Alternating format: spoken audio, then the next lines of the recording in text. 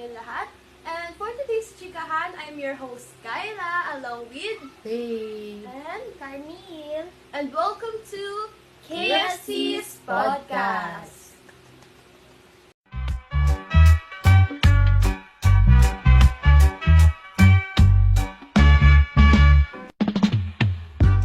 I love the KFC. Sa dami ng mga issue sa ating bansa, Mga controversial na issue, kagaya ng katulad ng issue prostitution, Kayla, sa tingin mo, ano ang pananaw mo tungkol sa issue ito?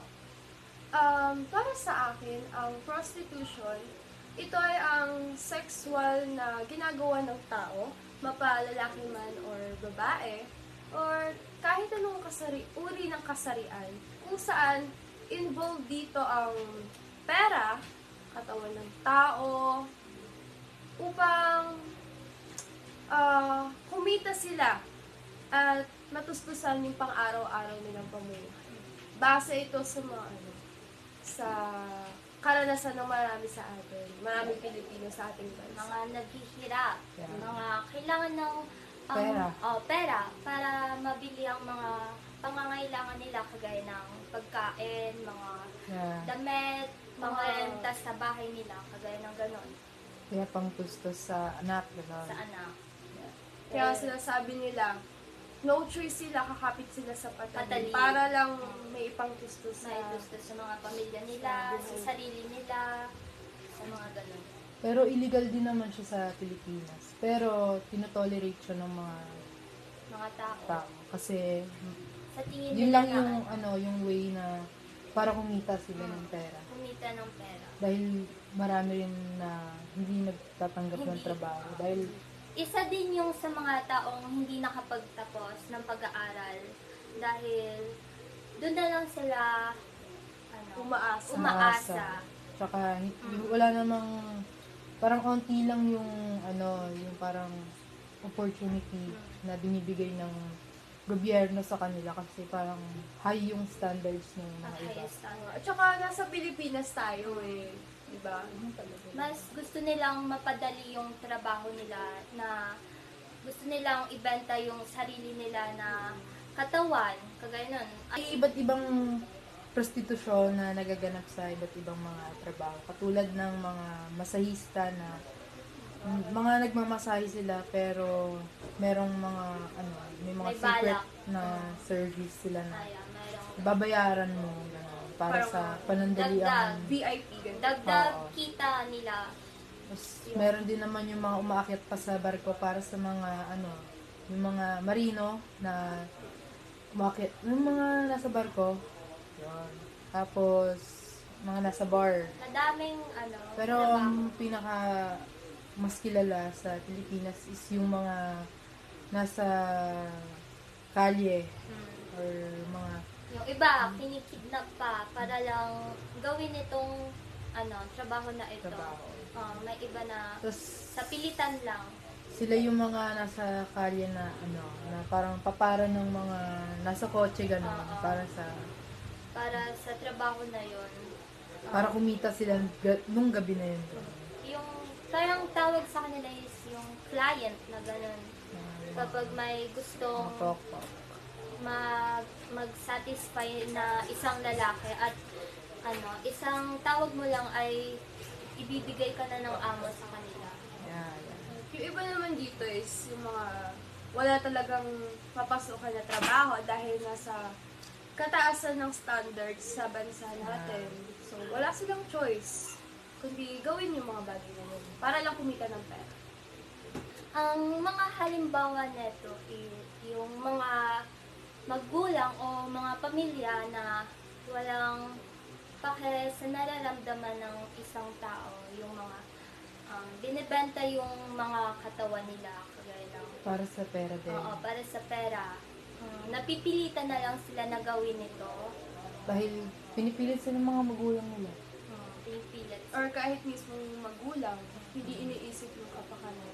O yung mga kamag-anak nila or yung mga step-brother, step-father, ayun, isa din yon dahil sila yung Parang pag broken family, gano'n. Hindi lang ito nangyayari sa mga adult or sa mga legal na age. Nangyayari din ito sa mga minor de edad, kagaya ng mga Bata. mga napipilitan na Para sa pangkain. Mm-mm. Kung Or, saan, ano, naaabuso din sila. Yung Dahil mismong sa mga ginagawa. magulang nila na pinipilit yung mga anak nila na gawin ito upang para sa, pera pa din. pera din.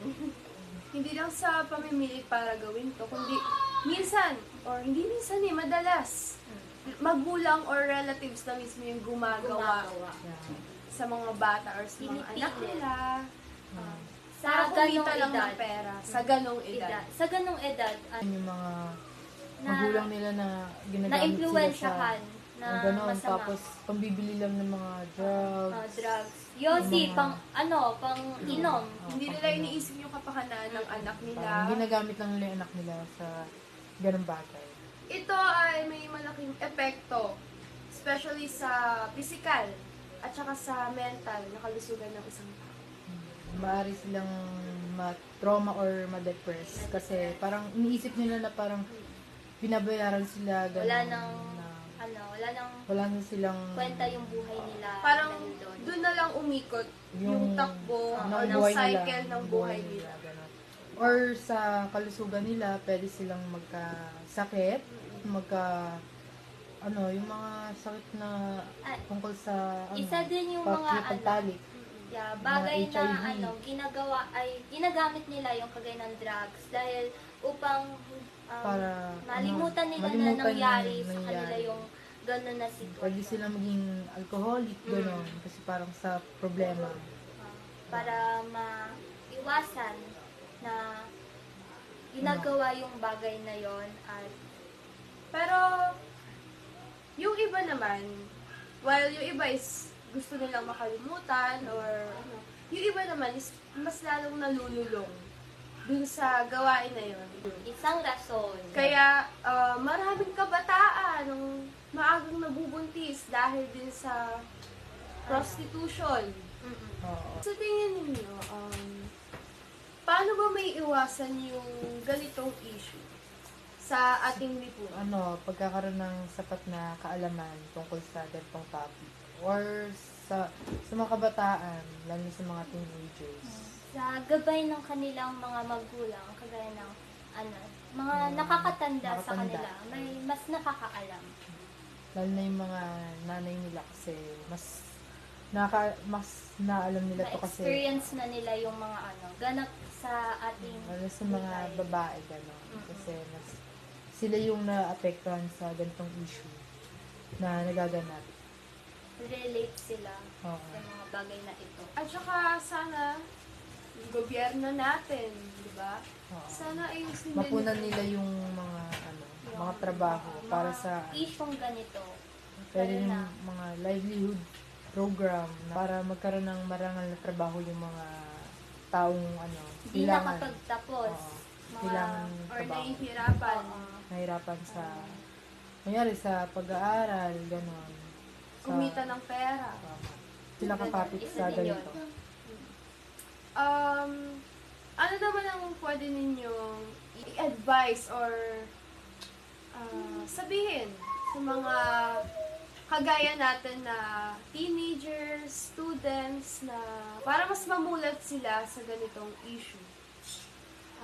Huwag nila iwasan yung ganitong usapan na Kahit na- seryosohin nila. Sensitibo kahit siya. masyado yung sensitibo, Mas okay na pinag-uusapan siya kaysa na iniiwasan. Tama. Kasi mas marami tayong malalaman or Guide matututunan. sa atin.